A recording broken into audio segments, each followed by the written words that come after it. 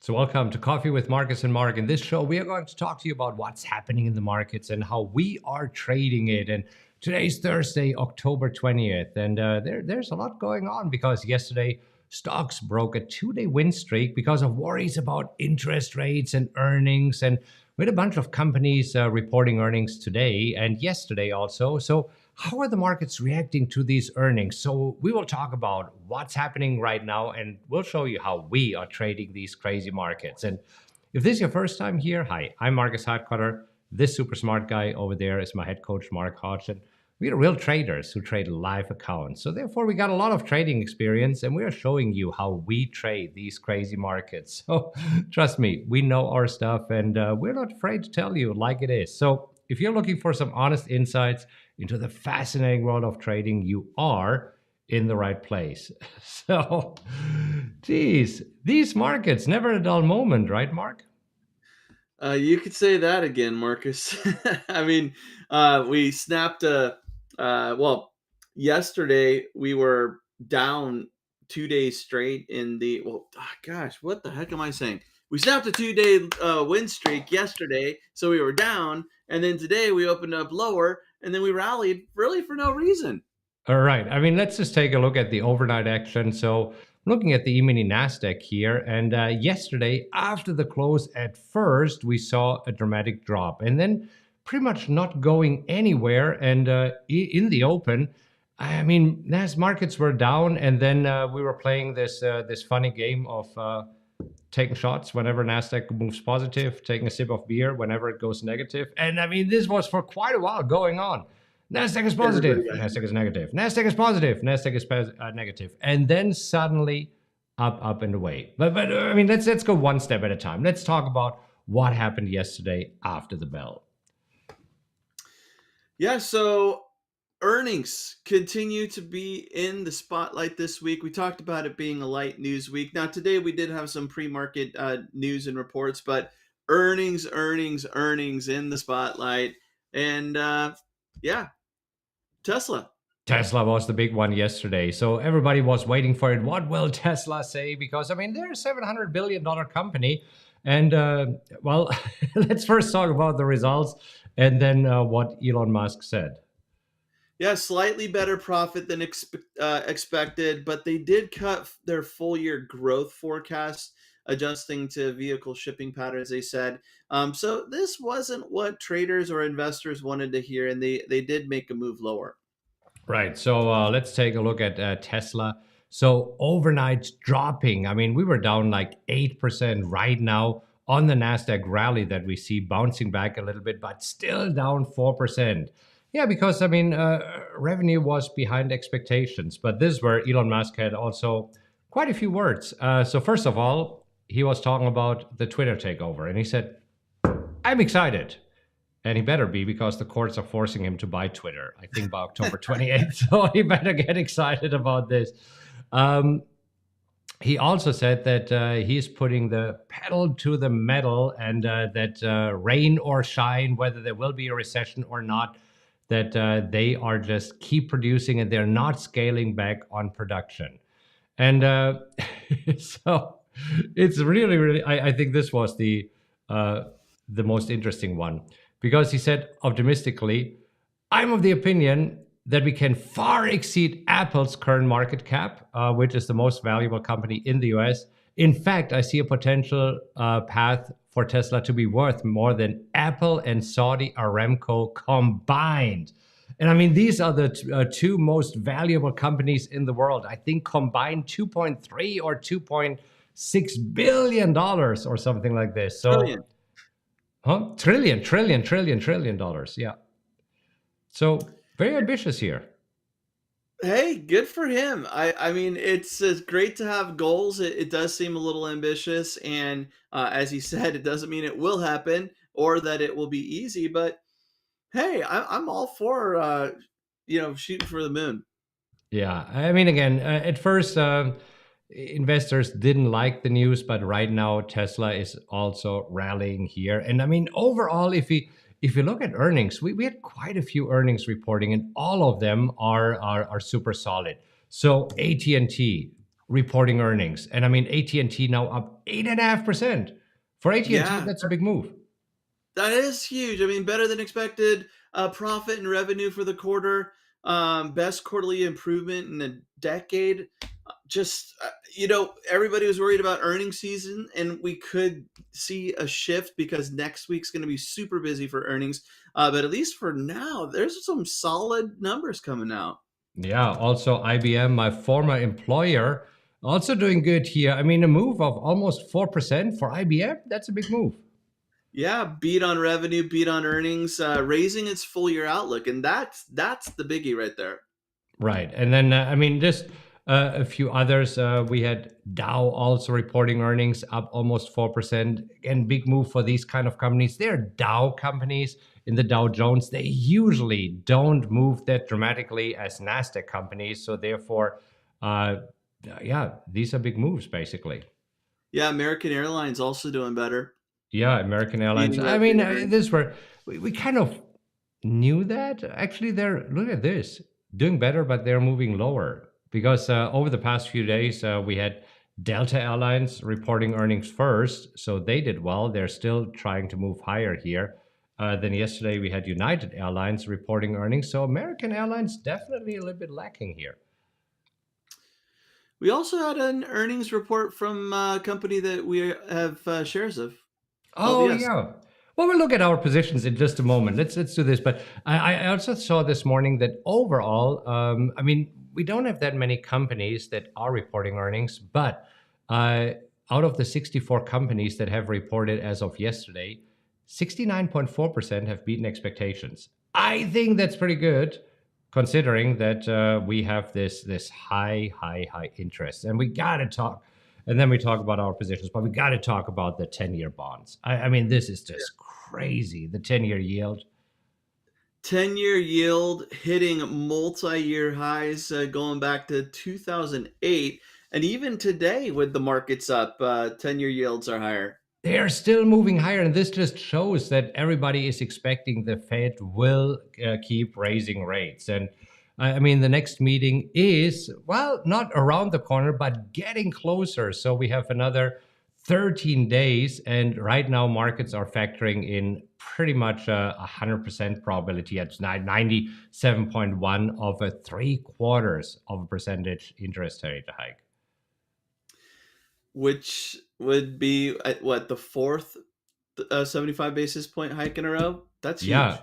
And if you look at the probabilities right now, market participants are expecting a fifth hike coming up in December. So we see that this target is keeping to shift. I mean, look at this. Right now, the target interest rate now over 5%. I mean, at first we thought it would be around 4%. Then it was shifted where the Fed said by the end of the year it will be at 4.4, or that's what they are targeting, and 4.6 as the terminal rate. That was what happened during the last meeting. But right now, people are thinking that they are overshooting this. It seems so. Well, we shall see. Okay, let's talk about our positions and let's actually talk about LVS reporting earnings. And I mean, a little bit all over the map, but right now, really good day thus far, up almost 7%, 6.8%. Pretty impressive. It didn't start this way, Marcus. So LVS reported a bigger loss for the third quarter. Revenue beat analyst expectations. They say that they're still being impacted by China's COVID policies, and so that's really having an impact on their numbers. I mean, we talked about it with our mastermind group. We really saw it as a non-event, unless there was something that was just absolutely missing from the story and public picture of what's going on there that was reported, and that wasn't the case. And I think we're up about 1% pre-market. We started the day really just opening higher and then just out of the gate taking off, and an impressive day for LVS. Yeah, that's pretty good. I mean, we need a few more days like this, but then we'll be able to sell calls again as we have done recently. Our break even at 41.70. And I mean, you sold the 42, 42.50. I sold the 43. And I mean, our cost basis is at 46.86, but I mean, we're getting back up there. So Yeah. hopefully next week we can sell some more calls and collect some more premium. Would love the opportunity to do so. Talking about selling calls and collecting premium, got to talk about Google. So Google, we have slightly different positions. You got assigned at 104, 103.50, 104, Yeah. 103.50. Anyhow, and I got assigned at 108. And this were this morning. I mean, you already sold the 104 calls. Let's talk about those first before we talk about my position here. Yeah, so I sold the 104 calls at the beginning of the week, collected some nice premium on that one. It was able to bring the break a little bit. And with the pullback, it looked like those 104 calls would expire worthless, or I'd be in a position to buy them back at 90%. However, with today's rally, we were presented with a rolling opportunity. So when we roll, we're buying back the short calls. We're selling next week's expiration. It is important to note that Google does have earnings next week. So whenever there's earnings and uncertainty, there's going to be higher premium in those calls, and I decided to roll them today, give it a shot to uh, go for that roll, collect some nice premium. So I collected an additional buck 90 on those 104 calls for next week. Yeah, so I mean that's great. That gives you what a 40. Actually, no, Google is trading. Where's Google trading right now? At 102 or something like this. Yeah, 101.74. Yep. yeah. So I mean, this gives you a 75% ROI, or I think it was 72% when we looked at it. Yeah. So I mean, that's pretty good. That's another. Yeah, I said buck 90 that goes towards your break even. Now, I have the 100 or 108, and that's where I was looking at maybe selling some calls. And what was possible a little bit earlier, let's just see where we are right now. But for the 108 calls earlier today, I could have gotten $1.30. And $1.30 would have given me 48%.